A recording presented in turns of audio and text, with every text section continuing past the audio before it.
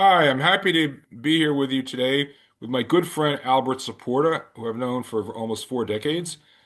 Albert is CEO of GAM Investments out of London and is co-CIO. Great to see you, Albert. How are you? George, I'm great, and always nice to see you and chat with you. Albert, I have to ask, you're in the Federal Witness Protection Program. I see we had some technical issues, so we've got a picture of you in those dashing tennis shorts on. Where was that photo taken? Actually, that one was in Israel, in near Tel Aviv. Really old school. You got all the tennis whites on and everything. You're showing your Yeah, age. absolutely. You boomer, you. Okay. And even well, I have a knee brace, as you can see, so I'm not that young anymore. Oh my God. Oh my God. Yeah, All right. So let's get into it, Albert. A lot of moving parts. With the new year, there's been a lot of rotation in markets. Um, a lot going on. yeah, So, Albert, you've been watching global markets for decades. I'm kind of curious what's got your attention. What's top of mind right now, Albert, for you? right. Well, maybe the first thing I want to to share and both you and I started in the very early '80s. I think you started a little bit before me, but we started basically at the beginning of the biggest bull market in history. We started in 1982, and it was really a one-way street from 1982 to let's call it until COVID, where equities went up, the bond market went up, inflation was going down, interest rates had been going down. So it was it was very easy. It was the decades of the 60/40, but you could be 100/0 or 0/100, whatever you were doing. I think you couldn't be Or Albert, you could be 200 and zero, or whatever. The 200 point and is, 0, 300 and 0 when interest rates went down to zero. So anyway, it was as Gordon Gekko famously said, greed is good. Keep going. so anyway, it's been a one-way street, with up and downs, but by and large, the environment was pretty much the same for the last 4 years, and I think the environment has completely changed. So I'm putting on the screen, um, you know, a little descriptive, and where it says, going forward, it's the geopolitics stupid, and the reason for that is, you and I, probably remember that in this 40-year bull market period, there could be anything happening in terms of geopolitics. It never affected the market, or if it did, it was for 5 minutes or 3 days, but it was never really major. And basically, since COVID, there's been essentially all the factors that created the bull market of the '80s. I mean, these 40 years, all of them have gone in reverse. So we used to have globalization, and now we have deglobalization. There was peace around the world. Now we have geopolitical uncertainty, and these uncertainties are getting greater and greater. Um, and that causes as well, enormous spending in defense, which did not exist, at least outside of the U.S. But Europe, for example, never invested in defense Hmm. spending. Japan was zero. Most of Asia was not spending anything. The whole thing is changing. Then Right. we have climate change, and that's another new thing, Yep. and that's certainly going to cause havoc and a lot of spending, a lot of investment. Declining demographics, which is a really big issue for developed economies, and then this whole story about income inequality, and the rich getting much richer, the poor and the middle class, which is being differentialized. Um, we have also enormous deficits, which constrain the ability of central banks and government to basically have policies which help the market in case of trouble. The sort of central bank put. That's something that's probably Hmm. gone away. And then finally, kind of cherry on the cake, but the other way around is we have overcrowded thematics and trades, and that's being brought by ETFs and now as well the last few years all these mega hedge fund platforms, which are all holding essentially the same trades. And so that creates an environment where, I mean, first of all these new factors, they're all inflationary. And so, I think we are in a, whereas the last 40 years was a deflationary environment, now we are in an inflationary environment. And so we're probably going to get, higher rates and higher rates for longer. And So, that's going to cause Albert, increased let me interrupt. volatility. Albert, let me interrupt you. Let me interrupt. Let me challenge you right there. Catch your breath. So, I largely agree with you. All right. But what do you say to the people who they'll say, well, look at trueflation in the US, it's down to like 1%, and you have layoffs coming now led by AI, and people are going to lose all their jobs, and that's deflationary, and the Fed, Kevin Walsh is going to cut rates and blah blah blah. So you're in the rearview mirror, looking in the rearview mirror backwards. No, inflation's not a thing, and more than inflation, interest rates going to go down, Al, but you're crazy. Like, what would you say to those people? Well, interest rates may come down at the low end of the market, but the long-term assets like stocks are priced, at Hmm. the longer end of the bond market, and we see it now. I mean, the bond markets in the U.S., in Sure. Europe, at the long end, and even in Japan are just going out of control. And I think and then you have to look at the price of gold, and I'll come back to that later in one of the chart. But Hmm. if gold is acting the way it is, it has to. Well, there's either we get a lot of inflation. I mean, gold is a discounting factor, and the reason gold is going up is because either forward we're going to get a lot of inflation, or we're going to get some massive geopolitical problem, or if we don't get any of these two, then gold is the biggest short in the world. But Hmm. I don't think it is. So I'm looking at the markets, I'm looking at the bond market, and the long end of the bond market does not believe in the in the sort of low inflation environment. And On the Albert, I know, contrary. yeah, I know maybe you want to get into the charts later, but if you don't mind, I'd like to just talk about bonds just for a little bit, just to break up the rhythm. So, the U.S. bond market has been relatively quiescent in recent months. Yields have gone up, yields have gone down, but over the last year, haven't done a whole lot. Got up to like 440, 450. I think we're 410 today, wherever we are. Okay. So, despite it's defied expectations, all the deflationistas expect yields to go down a lot more. I don't share that view. You don't either. The inflationistas, are looking for much higher yields. Hasn't happened yet. So, but if you just look at the U.S. bond market, you get kind of a misleading picture. I know you look at things globally, and you look at what's going on in Japanese bond yields or European bond yields. So, could you put in context the U.S. bond market, what's going on globally? What do you think is going to happen to European yields, Japanese yields, and why? And then if you're just looking at the U.S., you're really missing the bigger picture. Yeah, well, so the bond yields in Europe and Japan are going through the roof. Japan, to put it into, and actually what's going on, especially in Japan, could have serious consequences to in the U.S. in terms of bond yield, and in general the way assets are being priced. So the Japanese long end of the market, like the 30-year in Japan is pretty much on par almost with the US Wow. and the German rates, and Hmm.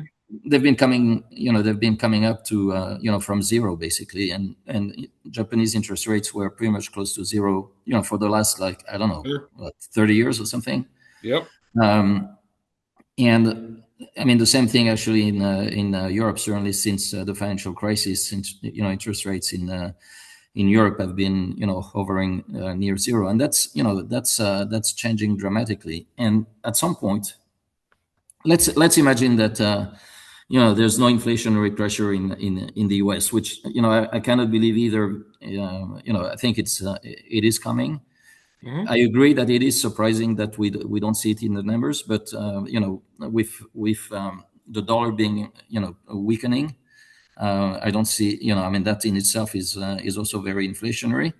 The deficits are obviously very inflationary as well. But then the sort of at some point Japanese investors in particular are going to see that their bond market is becoming attractive again, and you could Hmm. have significant repatriation of capital. The Japanese are probably the biggest investors in U.S. Treasury bonds actually. And Right. so if these guys starts to repatriate capital because their bond market looks more attractive, then you could have a surge in bond yields Hmm. in the U.S. The other thing as well is there's a lot of hope that with the change at the Federal Reserve coming in I guess it's in May or something. Hmm. The new chairman is obviously aligned with Donald Trump. He will want to, and probably is the first thing he will want to do is reduce short-term rates. But again, the Fed can lower rates as much as they want at the short end of the market. Right. They do not control the long end of the Right. market. And furthermore, Walsh, one of his main tenets is that he does want to reduce the size of the balance sheet, and Right. that means actually selling securities. So that would put further pressure at the long end of the Right. curve. Albert, let me interrupt you. Given that you're a student of history and we're boomers, we date ourselves. Isn't the history of markets such that they usually have a way of testing new Fed chairs when they come in? The bond market, you mean? Yeah, the bond Yeah, market. sure. I mean, Yeah. and I think it's starting. I mean, Sure. again, I think the long end of the market is telling you, that they don't believe in Got it. lower Got it. rates. Got it.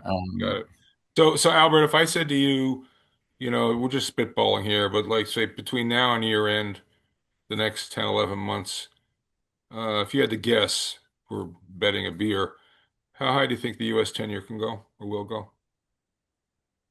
I don't think it's going to go, ballistic, but I think five. Actually, we were pretty close to five. I think so. Yeah. 5, 6. Is Okay, certainly a well, yeah, well, possibility. hey, Yeah. hey, But I mean, these things were it used to be, 8 and 9. sure. Even in the 90s. So, I don't think it's a crazy scenario. And again, Great. if you look back and you look at 2 3 years ago, and you would have said to somebody, I think the 10-year is going to go to 4%, they would have said, you're crazy. Mm-hmm. So, I think again, you look at a very long-term chart of bond yields, and you basically see a straight line down, from the 80s until COVID, and then it starts to Right. go up, and Right. in a breakdown kind of And break. importantly, Albert, you're big on cross-market comparisons, intermarket analysis, and forget about Weimar. Let's just say the 10-year went to 5.5.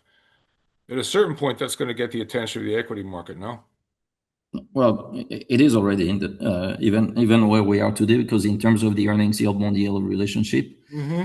uh, I mean, the market is as expensive as it's ever been, except on an earnings yield bond yield, except the 2000, where the market was more expensive relative to bonds. But except for that, and this one we can argue whether the market don't need to get to the same kind of craziness to peak. Mm-hmm. And you and I have seen the Japanese equity peak, and the internet bubble. Both of them were probably poster child of what can Sure. be done in equity speculation. um, I mean, certainly, if we and on some stocks and some market measurement, we are at these levels, and in fact, in some measures, we even above these Mm-hmm. measurement evaluations. But the market as a whole doesn't have to be repriced in the same way, or has to exceed what was already something that was totally crazy. So you look at the earnings yield bond yield. The market is getting very expensive. Mm-hmm. And let's say if the 10-year was to go to 5%, that's an earnings yield that translates into an earnings Sure. earnings yield of 20. and I think if you look at it on a sort of Cape basis, the the price earnings ratio of the U.S. is like in the 30s. So Right. we have a very very expensive market already relative to bond yields, and I think the more, and especially when you look at the Nasdaq, this is one of the things I look the most, which is the relationship between the Nasdaq and the 30-year, Yep.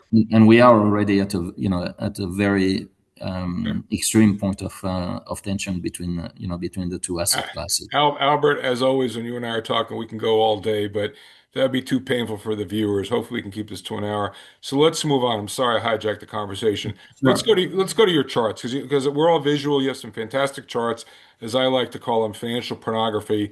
So show me your best fin porn. What do you got here, Albert? What's this? Okay, so can you see the chart? Oh yeah, we got it. Yep. All right, so that one comes from John Assman. I'm sure you know that chart. Sure. Um, Oh, the guy who's been okay. I'm gonna play retail investor, Mister Long Only. Okay.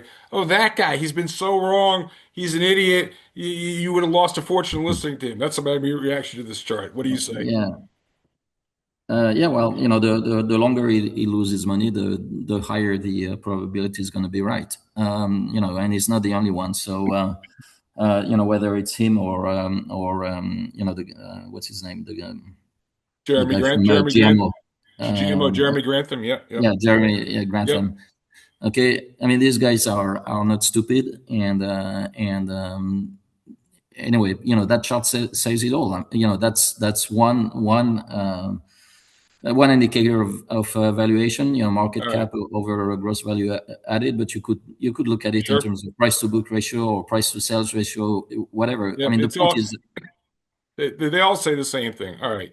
So yeah, they all that's say the same thing, yeah. that the market is as expensive as it's ever Got it. been. Whether it's more expensive than 1929 or 2000 or whatever. I mean, the point is, I mean, the market is just crazily expensive. Got it. All Okay. right. Let's go Okay. on to the next one. Chart number two. So, I mean, the chart number one was about the U.S. Okay, and Yep.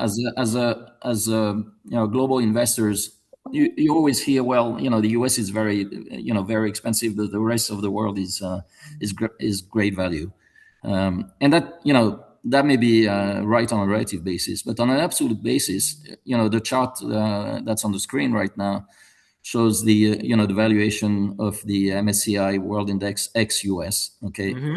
in terms of price earnings ratio, price Sure. to book, and price to So sales again, ratio. for Okay. viewers, this is the world ex-US. Got it. Okay, go ahead. Okay. So, I mean, these numbers may be lower than the US, but they're historically very, very expensive. And this is actually this is a chart here that looks at the world ex-US versus the S&P. And obviously, the world ex-US has underperformed the US market basically since 1989, and it's trading at a very, very low level on the relative terms. So on the relative terms, it might very well be the case that the world ex-US outperforms the US. But on an absolute term, I don't know whether you make money in world markets if the Sure. if the S&P goes down, a big deal. So there is a relative way to make money, probably being short the US, long the rest of the world. But on an Right. absolute basis, Right. because of the chart that I just Mm-hmm. showed in terms of valuation, the rest of the world is also expensive. Okay. Right. So that's very helpful, Albert. It's not, you make a great point, but also, as I always try to do in these conversations, it's not just making predictions, but it's prescriptions. Like, how do people make money? And what you just said is, if you're long the rest of the world, short the US, that trade, in your view, should make money. It's already made money last year. It's making money this year, but this is coming out of a very long-term trend. So this could be early days for this trade. Yes?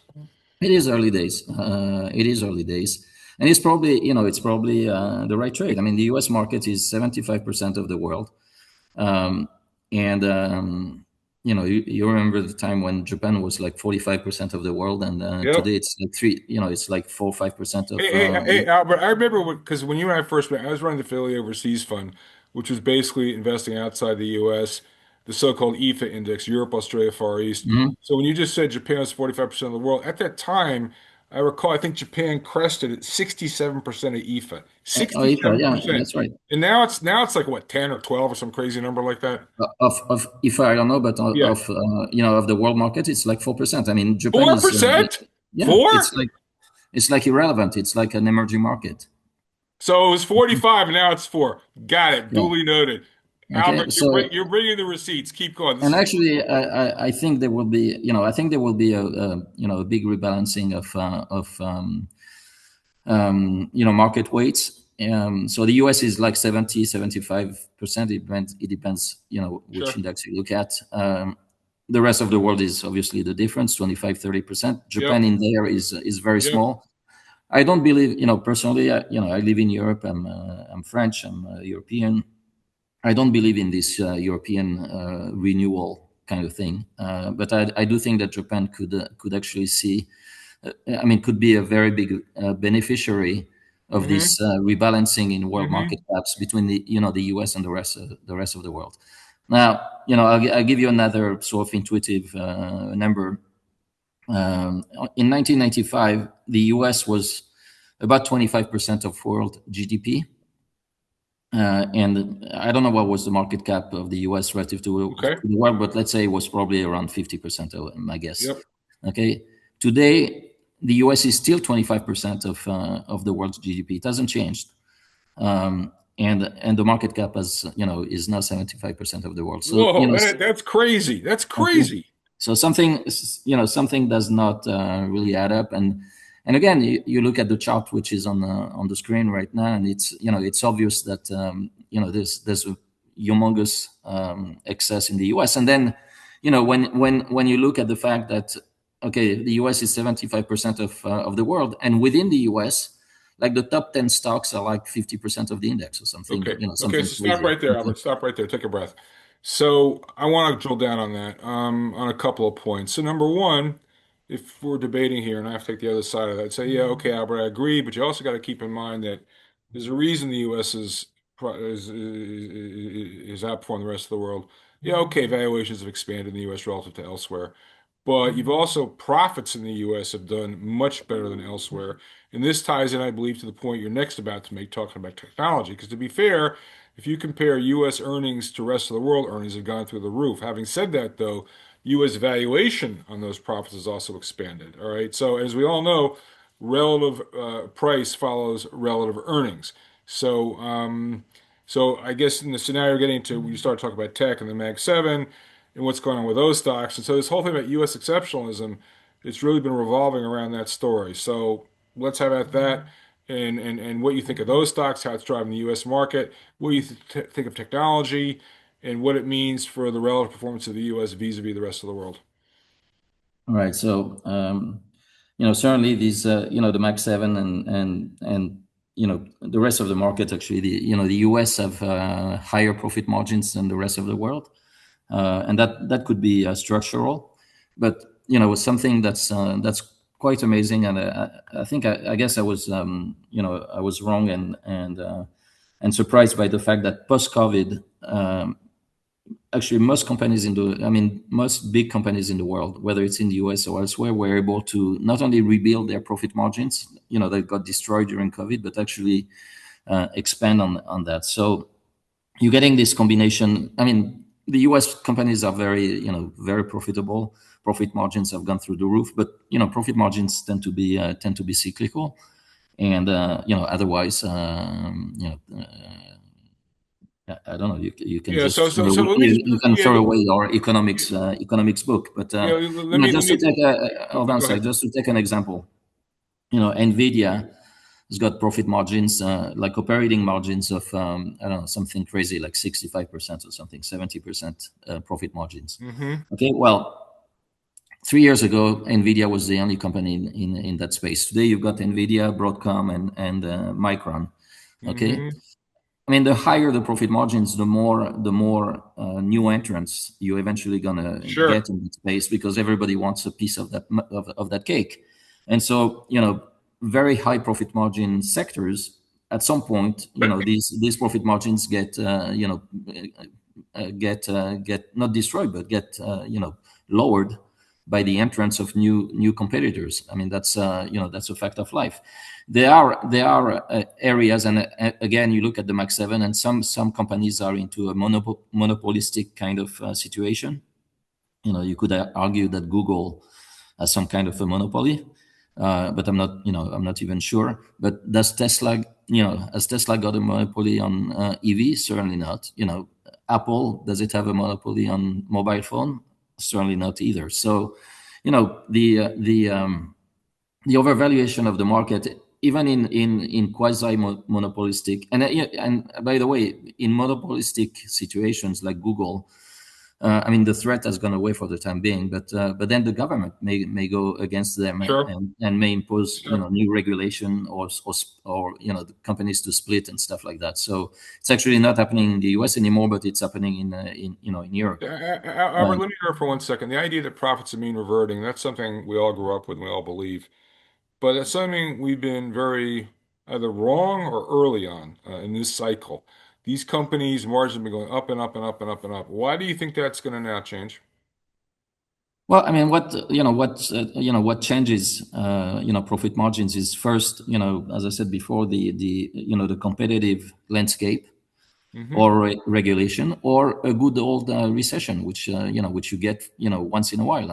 And again, I'll come to that as well. But recessions is what cause profit margins to go down. So, I mean, obviously, as long as you are in some sort of an economic boom, the pressure on margin is not very big. But as soon as you get into a slowdown or a recession, then then you can see some Right. pretty. And actually, when you're looking at stocks that are trading at 10 and 20 and 30 times sales, the slightest change in downward in profit margin can have Sure. very, Oops. very significant Yeah. impact on the stock price. That's terrific. All right. So, Albert, let's keep moving here. You're the man of many pictures. Keep going. Right.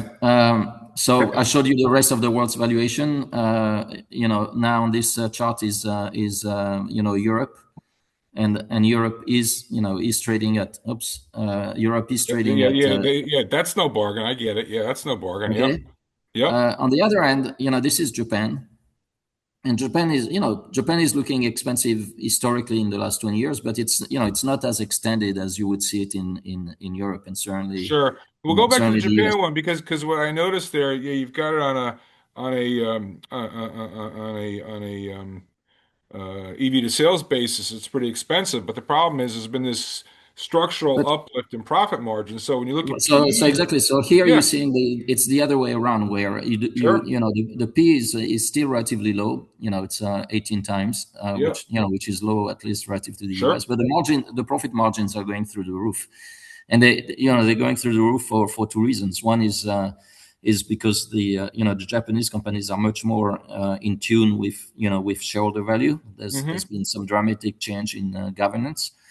But also, the yen has collapsed, and this is great for Japanese companies. A lot of them are exporting, and then the banking sector, which Japan is now having one of the steepest yield curve in the world, and sure, Japanese banks are making a fortune. So Japan is again, it goes back to what I was saying. Japan could be one of the main beneficiary of a shift out of the US into the rest of the world. And if you add to that the fact that at some point Japanese assets are going to look much more attractive to the Japanese investors, if you do have significant repatriation of capital from the sure. US into Japan, some of it is going to get into the equity market. Hey, Albert, as long as we're staying on Japan here for a second, um, most serious people I know think the yen's incredibly undervalued, Hmm. very cheap. It's having a hard time rallying. I mean, it got to what, 160, I think it's like 153 or something like that. But it's gotten much weaker than anybody had predicted. And why do you think that is? And what is your view on the yen from here, if you have one? You may not have one, but what are your thoughts on the yen? Well, I would agree that the yen is undervalued, and I was in Japan recently, and I've been going to Japan regularly for the last 4 years, and actually as a traveler. So you can experience purchasing power parity. Even the taxis are cheap, and I remember Really? And I'm sure you remember, in the 80s and the Sure, 90s. I sure. mean, the thing I was the most afraid of, when on a business trip was to take a taxi because it was so expensive. So, Yeah. you know, I remember the cabs from the airport into central Tokyo were like, even I back mean, in the day, they were like $100. It was like crazy. no, but I mean, it's all right. So things are, I mean, the yen is certainly undervalued. I think what's going on is, and I think it is kind of out of control, and it may remain weak for a while. But I think here as well, Mr. Market is going to, um, to force a change. I mean, I think the Bank of Japan has been very slow in raising interest rate at the short end, so the long end is out of control. But I think at some point and maybe we are at the point. Japan has inflation around 3% right now, Hmm. and given the weak yen, I mean, Japan is very very sensitive to foreign exchange, and they're importing a lot of stuff, and especially oil to start with. But anyway, the weaker the yen, the more the inflationary pressure in Japan, and so the higher the pressure on the Bank of Japan to raise interest rates. So Right. I think one day we're going to wake up and the Bank of Japan is going to increase rates by instead of I don't know, 5 bips or whatever it is. But I think one day we could wake up and the Bank of Japan increases interest rates by 50 bips, and the whole carry trade and everything, that thing unravels, and that's something, actually, that's a concern. And I think a lot of smart people in the business are raising that concern, which is that at some point the yen appreciate very substantially, Sure. and create major dislocation in the currency market So, and in the bond market, and then in the equity market. yes, And Albert, actually, that just could be the catalyst. yeah. It could be Yeah. the So catalyst. just staying with that for a second, all right, and we'll go back to bonds for 1 second. This has been fantastic, by the way. You're on a roll. And I think this is better. We're having a back and forth. So, you look at the fiscal policies being pursued globally, and it's complete insanity. And neither you nor I believe in modern monetary theory, but if you know any better, at least in the US, you say, well, hey, George, Albert, what are you worried about? We keep spending all this money, doesn't matter, bonds are fine, yada, yada, yada. But we all know what happened in 2022 in the UK with the so-called Liz Truss moment, where the Hmm. government advanced an absurd budget, the gilt market collapsed, sterling collapsed, the bond market vigilantes jumped into action. And so what you're describing with the catalyst might come out of left field from Japan. Markets don't, it doesn't matter until it matters. And I think the fact that US bonds have been so quiescent for so long just means we're that much closer to yields really spiking up. And it may have nothing to do with the US. The catalyst might be, as you're suggesting, something from Japan. Does that make sense? Yeah, I mean, I think there could be a kind of a Liz Truss Yes. moment, although I think the new prime minister in Japan could be actually more like Margaret Thatcher for a number of of different issues. But by the way, when I said Liz Truss moment, what I meant was the rise in Japanese Not yields hitting the U.S. market, the Liz Truss moment in the U.S. That's what I in was the getting US, but I mean, anyway, the point you're making is the fiscal policies in the developed world. Basically nobody wants a recession. Nobody wants to pay the debt, and everybody's spending like at. crazy. Sure. So and that's why the long end of the bond market Mm-hmm. is getting higher. But that's Mm-hmm. also why the gold market, gold prices Got it. is Makes going sense. higher and higher. And I think that's what you want to look at. I mean, Got it. the fact that gold has gone from 1,500 to 5,000 almost, is just indicative of something that's not right. Otherwise, Sure. nobody would be buying gold. And the big buyers of gold are actually, it's not so much individual investors and retail and stuff like that, but the central banks, and particularly the central banks of China and India, and some emerging markets. And there is a flight out of and these guys, like the Chinese have been reducing very very significantly their holdings of treasuries, Mm-hmm. And actually, there was a piece of news a few days ago, which I don't think got really noticed, but the Chinese central bank has given instruction to Chinese banks not to buy U.S. bonds anymore. Wait. Say that again. I didn't know that. What Yeah, happened? What happened? there were some instructions given. It's on Bloomberg. I mean, there was some Okay. instruction given to the Chinese banks not to buy U.S. treasuries. As they say, Albert, what could possibly go wrong? All right. Let's keep going, Albert. Go to the Okay, next. so Oh, right, so Japan again looks looks sure. like really attractive. Then then is emerging markets, Sure. and emerging markets are probably okay, except that they're okay until they're not okay, and there's always a liquidity and stuff like that. But it's the same kind of story as Japan, and they can be beneficiary. The only thing is that usually when the shit hit the fan, can I say that on Oh this? yeah. Don't worry. I've been known to Okay. use So stronger language. Go ahead. so when the shit hit the fan, emerging markets tend to Yep. to crap down. But If again, if only on a relative basis, this trade looks they great. could as well on a relative basis, but Uh-huh. that could be also an opportunity to because valuations are very low, and contrary to developed markets, emerging markets have their finance in order. Mm-hmm.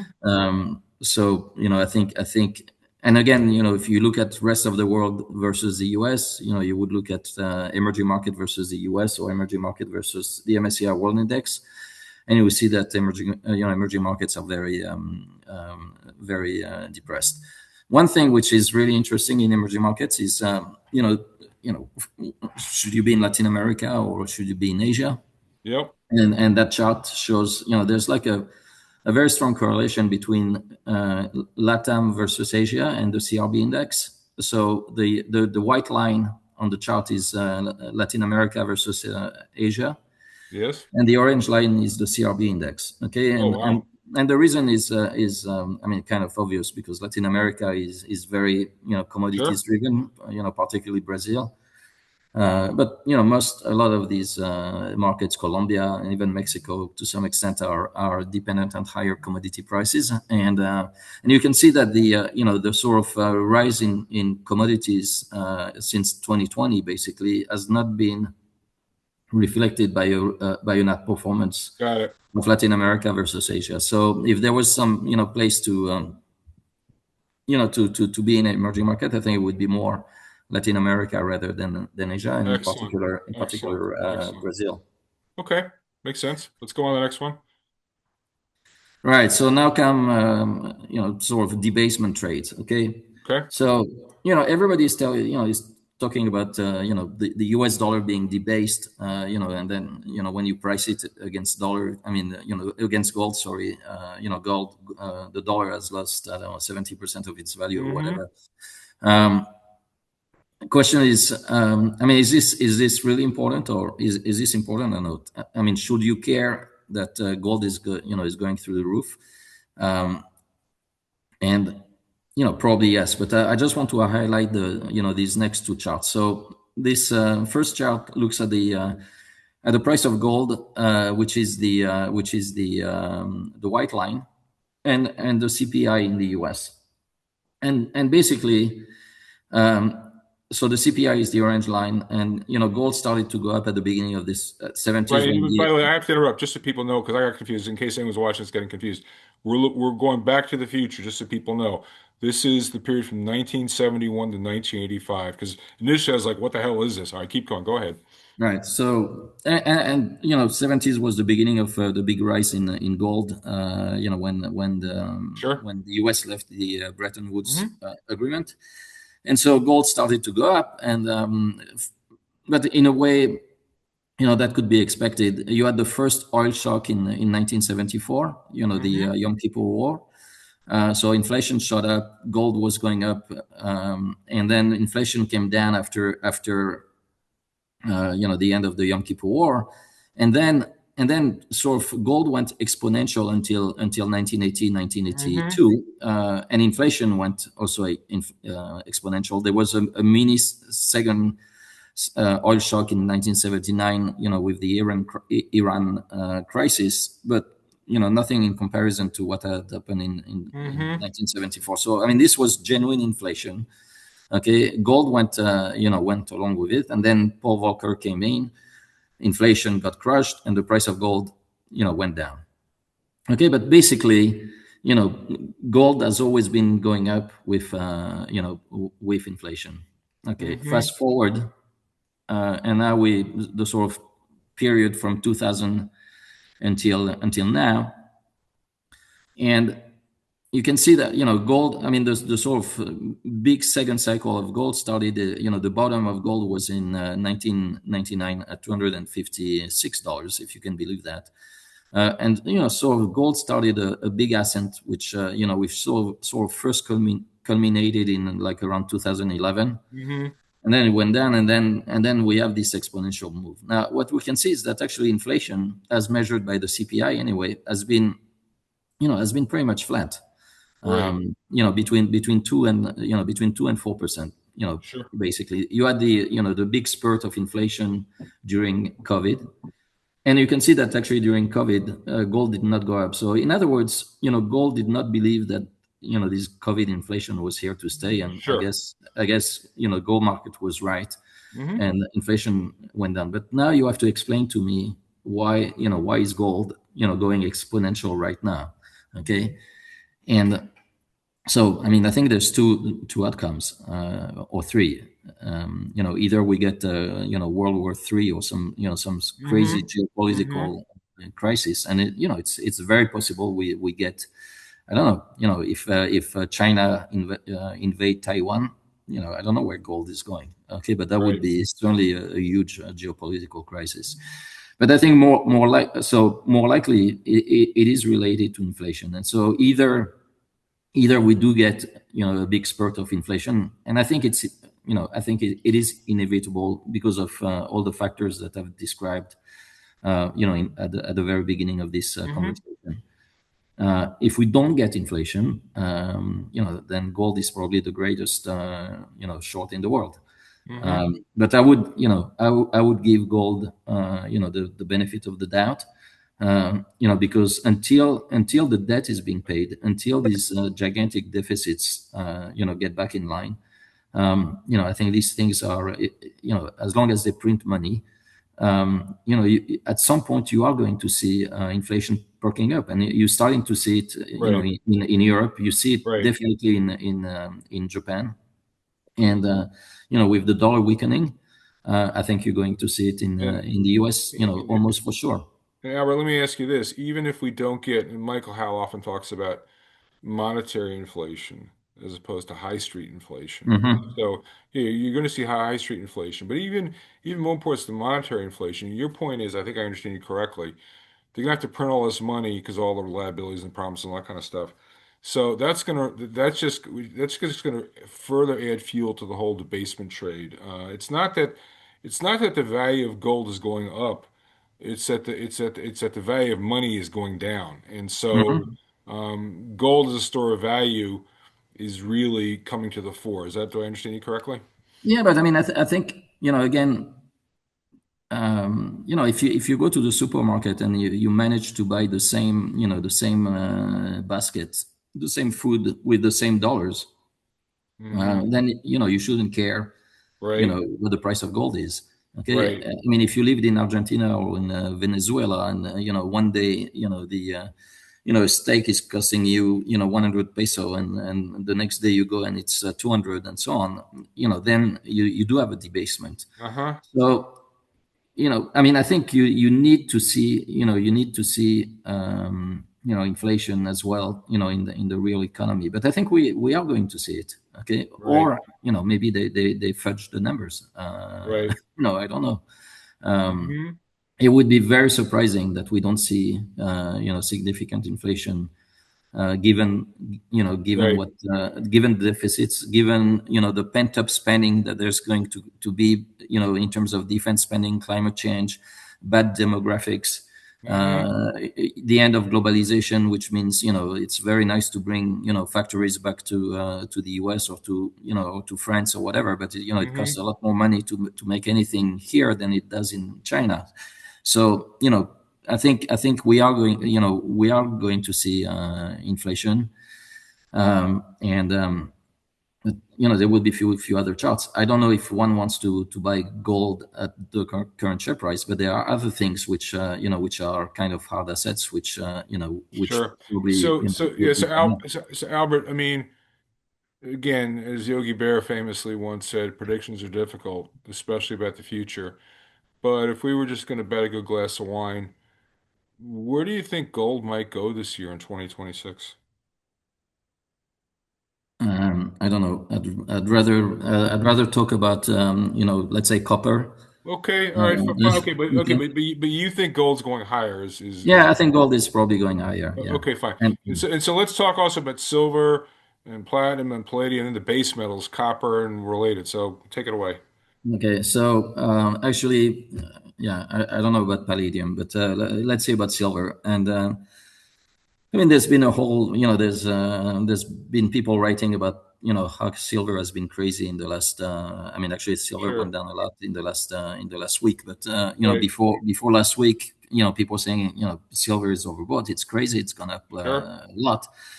I mean, the point, and it's on this chart, is that actually the silver to gold ratio, yeah, it's gone up, but it's actually very low compared to where it's been in previous speculative Mm-hmm. periods.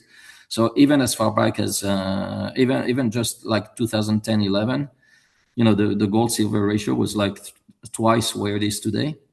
And if Mm-hmm. you look at it at the end of 70s, when what was the last time gold went really exponential, then the gold silver ratio was like 4 times where it is today. So, and actually this silver being the sort of it's kind of the high beta kind of metal relative to gold.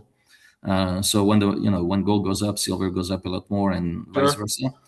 And so if we are in a sort of mega Right. cycle for gold, I think there's actually a lot more to Uh-huh. go in silver.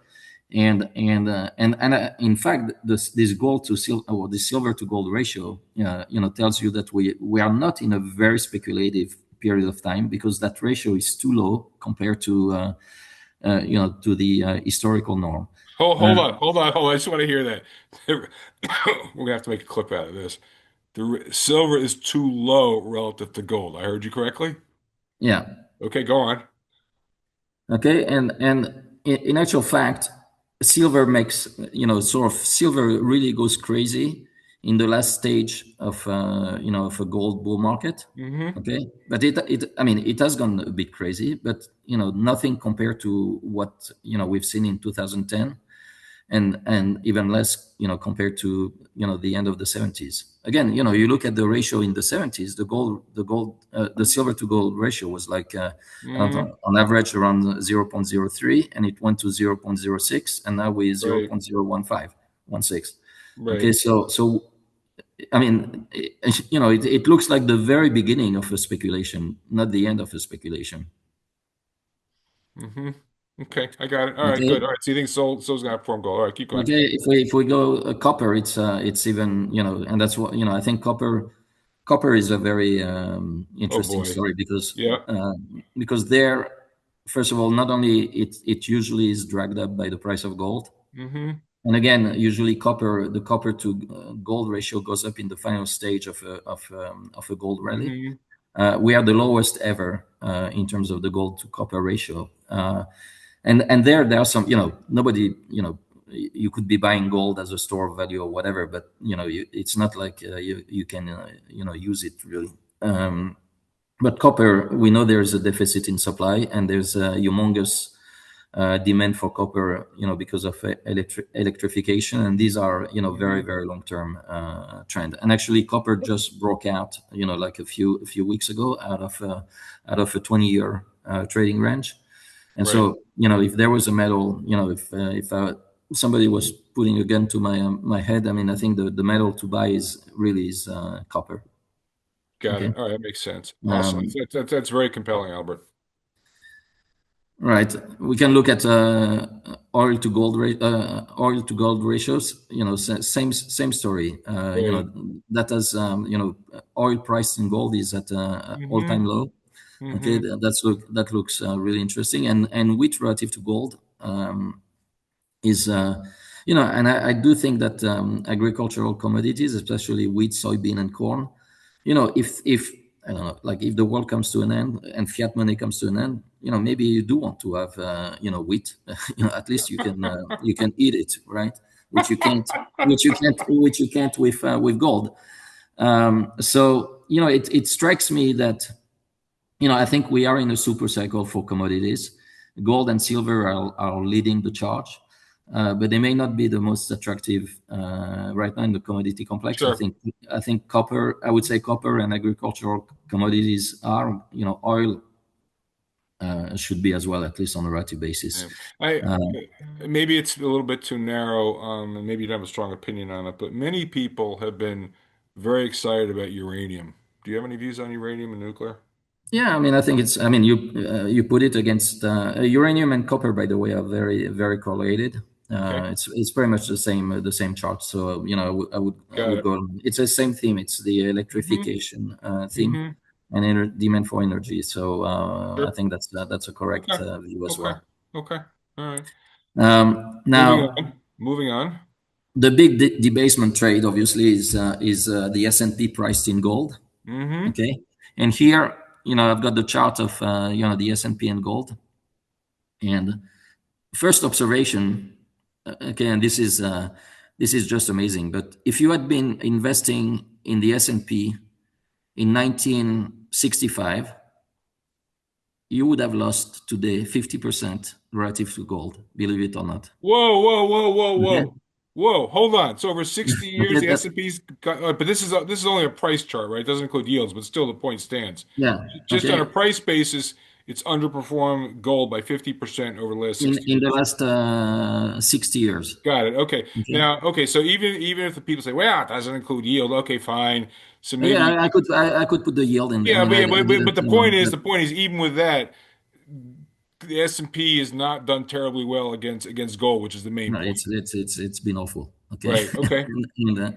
and probably gold must be I mean, it must be by now. It must be like the best performing assets Yep. of all assets Yep. over the very long Yep. term. But Yep. anyway, what's more interesting is that during the inflationary era of the 70s, gold lost 94% of its value relative to gold in between Mm-hmm. 1969 Mm-hmm. and 1975. Right. Okay, it lost 94% of its value. Okay, Ho, that's a big bear ho, market, right? ho. Okay, now in the second sort of mega bull market for gold, the S&P lost 87% of its value relative to gold between 2000 and 2010. Okay, Right. now this one you can put the S&P total return. It doesn't make any difference. Okay, so the S&P lost 87% of its value relative to gold between 2000 and Mm-hmm. 2010.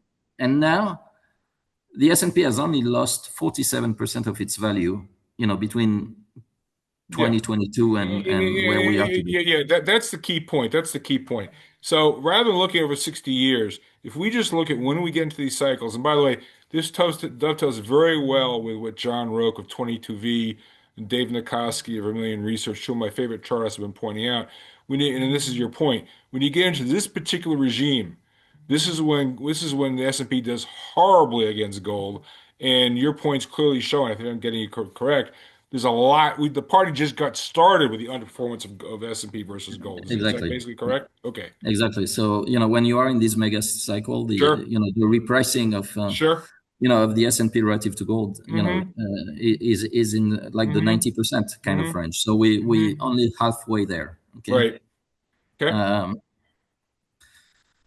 Now this is the other way around, but you look at the gold mines, and the gold mines are so the argument is made, and I agree with it. The gold mines have never been as cheap as where they are today. They're printing money. They're They've printing money at never been as cheap, despite the fact GDX is like tripled or whatever it is. They've the never yeah been as cheap as they are today. Could you please explain that? Well, because they're printing money basically. So Okay. you look at price earnings ratio, price to book, Mm-hmm. EV, EBITDA, whatever. Yep. They Yep. they like the cheapest stocks in the market. Okay, Mm-hmm. and and so the outperformance is just it's just starting. You can, I mean, this is the bottom chart, and you can see that since 20, I mean, they basically made a low in relative terms in 2015, and like between 2015, they've Mm-hmm. done nothing in relative Mm-hmm. terms, and Right. actually in absolute term they haven't done great, and Right. then and then they started to come up. Mm-hmm. Now, the interesting thing, it's not, I don't have the chart here, but the gold mines relative to gold itself is also very depressed over the long term. Okay, given what gold has been doing, the gold mines should be trading at a much higher Right. higher level. So this is certainly, I think one of the best areas of focus, and you could Mm-hmm. throw in there copper mines, metals, whatever, base metals. I mean, all Right. these type of stocks are massively undervalued relative to Mm-hmm. the S&P. And here, this is a very different conversation than when you Mm-hmm. say, for example, European markets are cheaper than the S&P, Sure. or small stocks are cheaper than the S&P. But then these stocks are very expensive in an absolute term. They're just cheaper than the Mm-hmm. most expensive stuff in the world. In the case of the mining stocks, they're not only cheap on a relative basis, but they're actually extremely cheap on a historical absolute basis as well. Mm-hmm. Got it. Okay. So gold miners, the miners are one of your favorite stocks. Okay. All right. Keep going. All right, now just two charts. I could put 20 of them or 30, but just to Sure. highlight the fact that overvaluation in the US is not just limited to Holy you know, smokes. This is Costco with $1.50 hot dogs. We're not talking Nvidia. Are you yeah. serious? Okay, Are so you this is serious? yeah, well, Albert. As they say, presented with that comment. I don't think any words are necessary. My jaw is on the floor right now looking at this. This is craziness. all right. So this is Costco, Yep. and 30 times EBITDA, 30 one times point, EBITDA for cheap hot dogs. No, no, no bueno. okay, and No 47 bueno. times earnings. Okay, so the and you could put Walmart in there. It would Sure, be the same sure. thing. Walmart has become like an AI kind of stock maybe, Mm-hmm. Mm-hmm. and so the overvaluation is not just limited to high tech, but just to a Sure. number of sectors. The other one I love to show is Caterpillar, which is now What? trading Wait, on wait, wait, wait, five wait, wait. Did you make five a times mistake? This is crazy. What is this? This good is old Caterpillar? Caterpillar. Yeah, I guess it is a cyclical stock, right? But it's trading on 50 times sale, 5 times sales, and 32 times earnings. Albert, I Okay. gotta Now this interrupt. one has I become gotta interrupt. You go this is around, an AI play. It's an yeah, AI play. Albert. You go around with stuff like this, they're not gonna let you on CNBC. I'm sorry. Keep going. All right. Well, tell Tom Lee about it. But anyway, so Tom Lee, please call your office. Love it. Go on. uh, I mean, the nice thing about these charts is you put them the other way around, and you've got the price of Bitcoin. Um, so anyway, so when you see stocks like Costco or Caterpillar or Walmart, and even you look at JP Morgan. Okay, people tell you the banks are cheap. Okay, they Hmm. are cheaper, but JP Morgan is trading on Sure, almost on 2.5, 3 times book value, sure. which is as expensive as it's ever been. And so obviously in a market that's trading at 30 times earnings, and where you got the max 7 trading at 20 times sales and so on, you're always going to find something cheaper. Okay, Right. but it's not because it's cheaper than it is cheap. Okay, Hmm. so so anyway, all right, what will be the catalyst? So we talked about that. Okay, it could be Japan, it could be a bunch of things. um, I mean, usually, if it's not Japan, I mean, usually, bull markets end with some kind of a credit event. Okay, it's always been like that, Hmm. and I don't know where the credit. Well, actually, the credit event is, I think, in my view, is going to come because you're going to, these deficits which are out of control are going to cause the long end of the market, to go crazy. Okay, that's what we talked about. and then you do have a crisis, a credit event, and then you find out you are in a recession at the same time. Right. Now, what's really interesting, and that chart is a little bit confusing, but Yeah. Well, yeah. the What exactly is this? so the orange line is the unemployment rate in the U.S., okay, which is at 4.5% right now, You and know? the white line is the GDP Okay. growth in the U.S., okay, and you can see, I mean, the white horizontal line is, GDP at zero. So, Right. whenever the white line gets below the Mm-hmm. white, GDP line gets below Yep. the white line, you in a recession. Right. Okay. And the vertical lines are each time the unemployment rate has gone up by about 100 basis Mm-hmm. points. Okay. Now, each time the unemployment rate has gone by 100 basis points, wherever it was before, you got a recession every time. Mm-hmm. You can see it on the chart. In the 70s, in 1980, in 1991, in 2000, in 2008. Okay, unemployment was going up. Okay, disruption was COVID. I mean, actually, the COVID thing was like, there was no warning, if you will. Right. The GDP plunged at the same Right. time as unemployment went up, and now, actually, unemployment bottomed out in 2022, 23, and it's actually gone up by 100 basis points. Mm-hmm. The Right. low unemployment rate was Right. 3.5%. Right. We Right. are at Right. Right. Right. 4.5%. Okay, so I think, and where's the recession? Okay, it's not there yet, but I think, I think you do want to watch unemployment rate. It tends it's sort of a lagging indicator, but we Sure. should already start to see the first sign of a recession. And I think I mean, what's happened in the last 50 years tell you that we are Mm-hmm. going to see a recession. Got it. Okay. Okay. And then the final thing, the final chart, which shows the high yield spread and the GDP. Right. Okay, and so the orange line here is GDP, and the white line is the high yield spread. Mm-hmm. And obviously, you can see each time you do have a recession, Sure. the high yield just Right. goes through the roof. And I could show another chart which shows the high yield spread and the VIX index volatility. But Okay. I each got it. time you get the Yeah. So okay, basically, what you're saying is there's nothing in the price for risk right now, is what this boils down to. that's right. Yeah. Okay. So Albert, this has been a masterful tour de force. Let's just put the pieces together for the investor. Let me see if I got it straight. Um, the U.S. market is overpriced. We're in a new regime. The U.S. market's overpriced. You think the U.S. market looks particularly unattractive. Non-U.S. markets look attractive on a relative basis, maybe on an absolute basis, but the trade of long non-U.S. versus long U.S., that trade should work. Um, you showed emerging markets. You preferred LATAM to China. Hmm. You don't like bonds. You think we're in a commodity super cycle. You prefer copper and some of the ags to gold right now, but you're positive on the whole complex. Is that right? Hmm.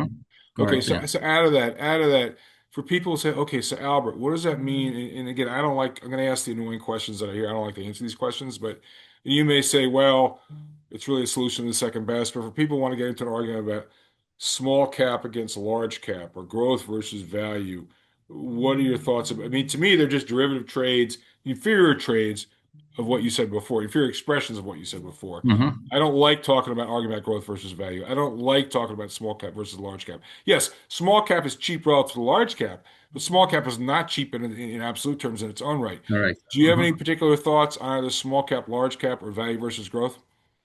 No, it's the same. As you said, it's same. It's cheaper, Sure. but I could have put the Russell 2000. It's not as Yep. extended in terms of Yep. valuation as Yep. Yep. the S&P, Yep. but it's very difficult to.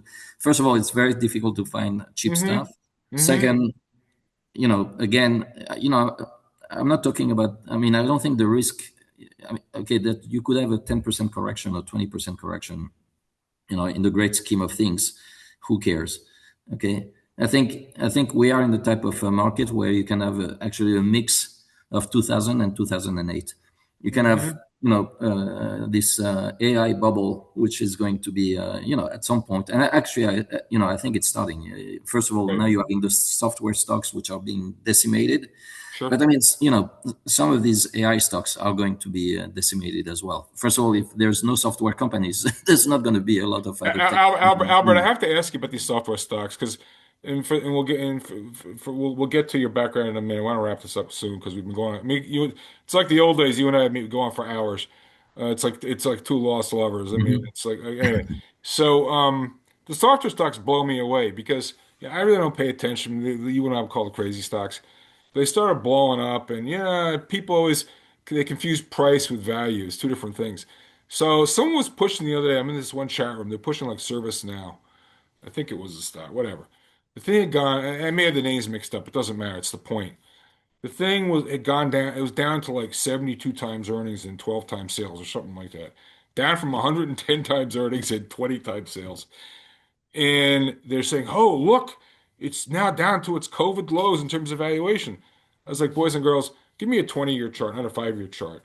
And if you go back to the lows post GFC, the valuations were even 50% down from where we are right now. And so it looks to me like we've become, this goes back to your regime change point. I look at these stocks, people got so used to these hyper valuations, and now we get regime change, and it's like they're all it's all recency bias. They're all comparing the price of service now or the IGV relative to where it was 6 months ago, not relative to where it was over the cycle. And I look at a lot of these stocks. Yeah, there'll be winners and losers. I'm sure some of these software stocks are buys. I don't know which ones. But to me, the more obvious traders, there's still plenty of good shorts out there in software land. I would not own the IGV, and then just simple trading discipline.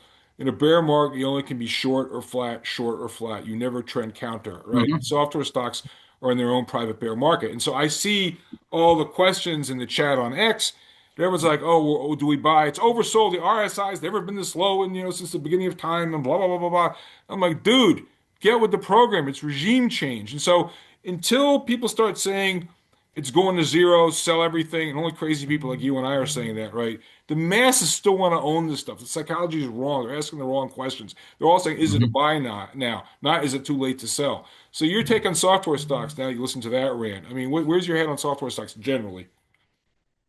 Oh, I mean, so first of all, they're not okay. Some people will argue that they're going down because of AI and stuff like that. I mean, they're going down because they were outrageously overvalued to start with. Okay, that's Hmm. that's the first point. And then now and as you said, very difficult to know, whether I don't know, Salesforce is going to be obsolete in 2 years' time because of AI. I Sure. have no idea, but the stock is still, as you said. I mean, optically some stocks may start to look cheap, but Hmm. I think what's going on in the software is a little bit like, if you look at what happened in 2020, Hmm. 2022. The Cathy Wood stocks were collapsing, way before Hmm. the large cap, tech stocks. And Hmm. I think this is the same thing happening now. You get these software stocks, going down, getting crushed, and then once this one will be sold, I mean, I think it's a liquidation. It's not like people just selling software. I think it's an asset liquidation. And so Right. once people will be done selling these stocks, then they'll get to the next ones. The AI or the Teslas or whatever. So the money will I mean, people will be selling in cycles. So right now the narrative is, okay, let's sell software, and then it's going to be something else.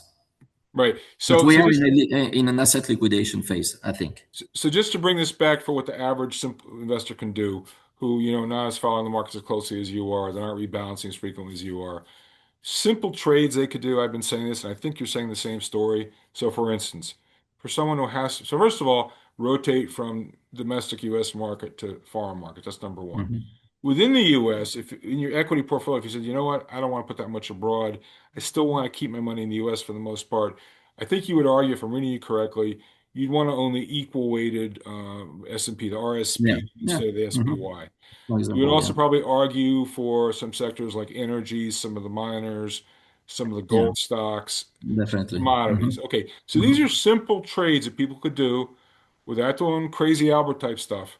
Hmm. which I think is really going to help their performance, and not just this year, but in the coming years. This is not a one and done. This is a secular shift that we're looking Yeah, at. I mean, so yeah. we'll just deal with 2026 right now, but if we forget about it next week, tomorrow, who the hell knows? But I totally agree with you. I think all these trades are going to be winners for the course of the year.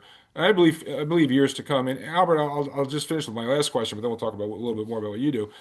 I'm kind of struck with it feels like deja vu all over again.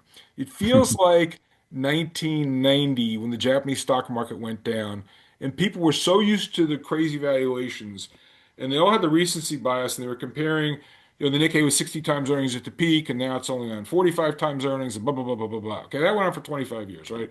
I'm not saying the US is Japan, but I am saying the valuation regime could shift in that direction. Or go back to 2000. You and I think it was yesterday. We'd be on the phone talking all the time. You and I are going nuts the end of 99. It's going up, it's going up, it's going up. What's going on?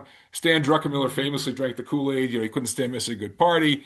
He got in for the last bit and then he blew himself up. He had to wind up closing his fund because of it. But in March of 2000 was NASDAQ 5400. I remember being at a Morgan Stanley Tech and Telco conference and the market started down and people didn't realize that was the top. And it took months. There's always the benefit of hindsight that people realize that that was the top and it's not coming back. And I really, to me, and I want to know your feeling. To me, it feels like very similar to those two episodes. What say you? Well, I mean, it's certainly very similar to to 2000, because I mean, you can just transcribe and replace in the narrative of 2000, internet by AI and eyeballs by AI agent, and I don't know what. Okay, so pretty much the same thing, and you're getting to the point where you do have IPOs, and as soon Sure. as you put AI to whatever name, Uh-huh. the thing is going Yep. crazy. So it's the same type of environment with the same type of of craziness. Um, and you probably there's an argument that people put forward that it's different because the companies today are making a ton of money, which was Sure. not the case in 2000. But that's not really true, because in 2000, it was not just the internet bubble; it was the TMT bubble: technology, media, and telecom. Sure. And stocks like AT&T or Warner Brothers, or I mean, we're going totally nuts, and these companies were actually making Mm-hmm. money and were selling at Mm-hmm. outrageous valuation. So I think we are in the same sort of environment, Yep.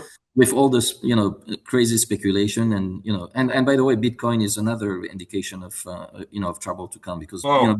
crypto is the epitome of speculation. It's a vehicle that's been created just for the purpose of Mm-hmm. speculation, and that thing started to get destroyed. And I think this is the first sign of trouble is crypto that's going down significantly. And but I have to ask you Mm. because there are a lot of people, and we've been watching this episode who are curious about Bitcoin. What is your opinion on Bitcoin?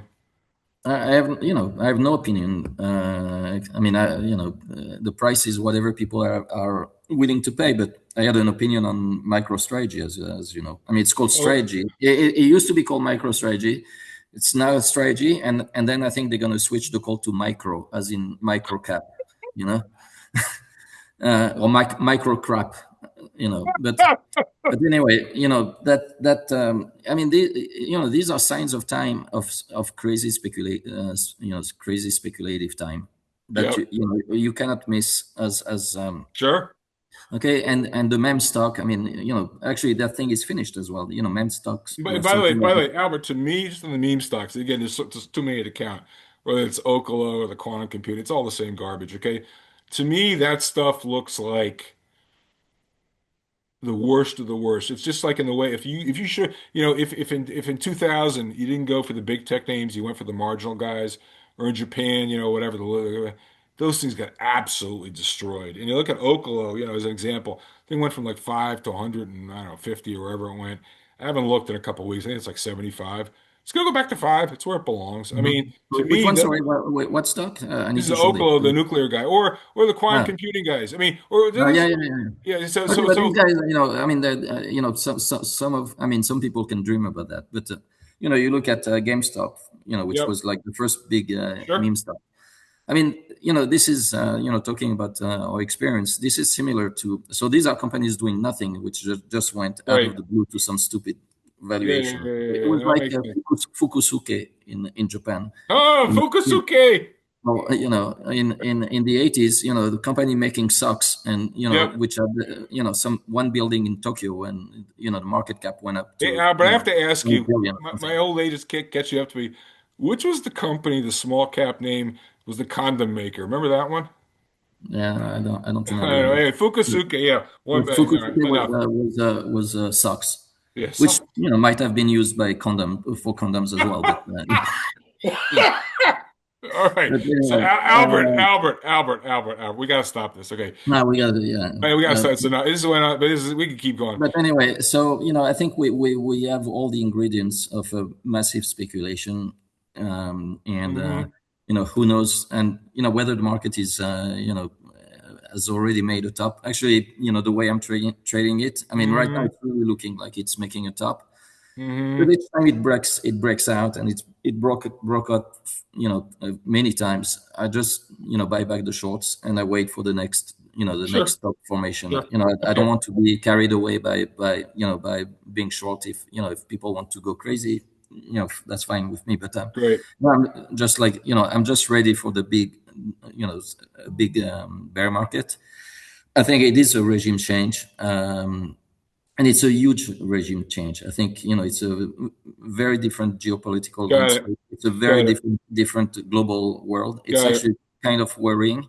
And Hmm. and even as a intuitive thing. I mean, if I ask you to, George, what do you think are the risk of nuclear war, or some major confrontation today?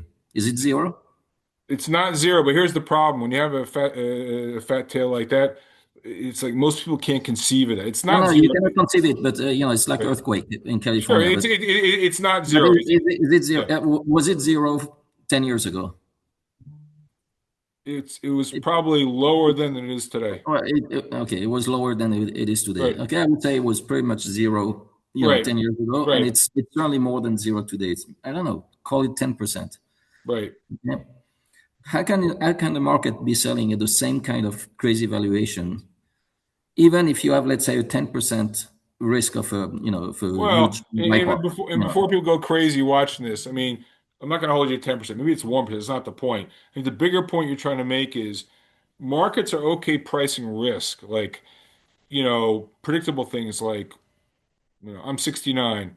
What are the odds I'm going to die by the time of 80, 90, whatever? You can look at an actuarial table, or how long is Albert likely to live? That's risk as opposed to uncertainty, a complete black Mhm. swan out of left field, like you're talking about, nuclear or COVID or some other craziness. So yeah, Yeah, well, yeah. So I that's the mean, key there are point. lots of Yep. black swan, but you can see them. China invading Taiwan. What's Sure. going to happen to the Sure. markets? Sure. Sure. Okay, Sure. So I think the so key thing here, the key thing I want to just jump in here.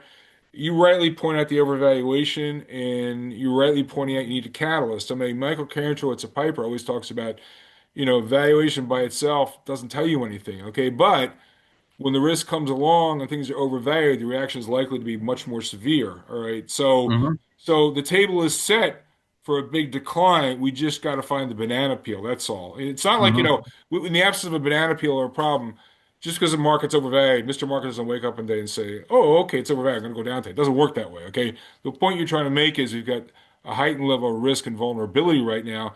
And should any of these things manifest each other, we don't have to talk about nuclear war. Any of the other things manifest itself, it could be a real horrific decline. No, yeah, well, yeah. I mean, then, and again, crypto is interesting, okay, because you have an administration right now which has a big vested interest in keeping the Sure, market up, okay, but they also had a very big vested interest in keeping the crypto market up, sure. okay, and that's a much smaller Yep. market, right? Yeah, yeah. And how did that work out? Yeah, exactly. And how that worked out exactly. When I think about shorting the market, I'm always wondering, okay, well, what Donald Trump is going to do? What is he going to say to Sure, keep the market sure. up? Okay, but the point is, actually, him and all his friends, they all invested in cryptocurrencies to their eyeballs.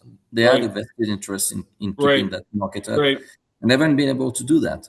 So I'm Right. not even, I don't even think that they've got a lot of tricks in their sleeves, to keep the market up. I And got it. so the that kind of put. I'm not even sure that there is much of Okay. a All right. So put. Yeah, Albert, this is unbelievable. We're gonna have to do this again before too long. So, but before we go, GAM Global, which I used to manage a fund for GAM back in the 90s. yeah, I know. Yeah, You're now CEO and co-CIO. Can you just briefly explain what GAM does and how can people follow you on social media? social media. That's going to be difficult, but Oh, okay, okay, but, okay, because I'm not allowed to say whatever I want. So, okay. What does GAM but do? anyway, What does GAM do? What services do you GAM provide? stands for. It used to be called Global Asset Management. So GAM is a Yep, global asset management firm. We ran about 14 billion Swiss franc in AUM yep. in all kinds of strategy, sort of multi-strategy platform, long only equities, long only bonds, and then Hmm. alternative product. Really interesting with some great partnerships with some really good firms. And I run, a number of hedge funds with a partner, doing mainly event-driven special situations. Hmm. But they have a special macro overlay in that few people Right. know about, and where we can express to a certain extent, my views in terms of Hmm. being bearish in markets. But yeah, so that's And Albert, took control of that. I do took you have that any control. do you have any funds that American investors could invest in hedge funds or otherwise if they Yeah, want to I give mean, you we have a money? number of, we have, I mean, the hedge funds we run are in BVI, offshore format. Okay, So, so US so investors so can. so if some of our viewers say, "Oh, I like that Albert guy. I want to inquire about managing something. I like what he's saying, and I want to invest in a vehicle that will incorporate some of what he's saying without going crazy." Can you help them with their problem, which is they have too much money, they want to give you the money. Can you help with that? Absolutely, yeah, sure. All right, good. All right, perfect. Okay. All the So time. Albert, but you guys don't really publish any research on your website outlining all this. I mean, there's a GAM website, that details all Okay. our investment strategies and stuff. Okay, but not at this granular level. Okay, that's great. Albert, we have to do this again. This has been Definitely, unbelievable. I enjoy it every time I I talk to enjoy it you. immensely. So I mean, the Albert, only thing, yep. the only thing is, I don't have any friends that are bullish. I don't know why. I cannot socialize with them. Albert, let me ask you a question. Let me ask you a question. That's the problem. Albert, do you have any friends? Yeah, no, I do. Yeah, I do have, but You do have some friends. like All right. market friends. You're one of the only guys I talk to I put because I up with cannot. you. You put up with me. All right. But it's So, no, but it's a problem. I'd like to have somebody that I can argue in a sure. normal way. But it's And when you I start can ask you one arguing, last question about that. Do you find the people who will discuss markets with you, the people you don't want to be friends with, it's not just you disagree with. That's fine. You want to disagree all the time. And it's like we're brothers. Do you find they get like angry and hostile and they just, their heads freak out? almost. I mean, it's not like discussing politics, Right. but it's very very when people start arguing about the AI, Yeah. it's very very difficult to Tell me about it. Tell me about it. to make the Tell me. counter argument. Albert, we got to do this again. All right. All right, This has been with pleasure. fantastic. Thank you so much, Albert. All right. You take Anytime. care. All right, take care.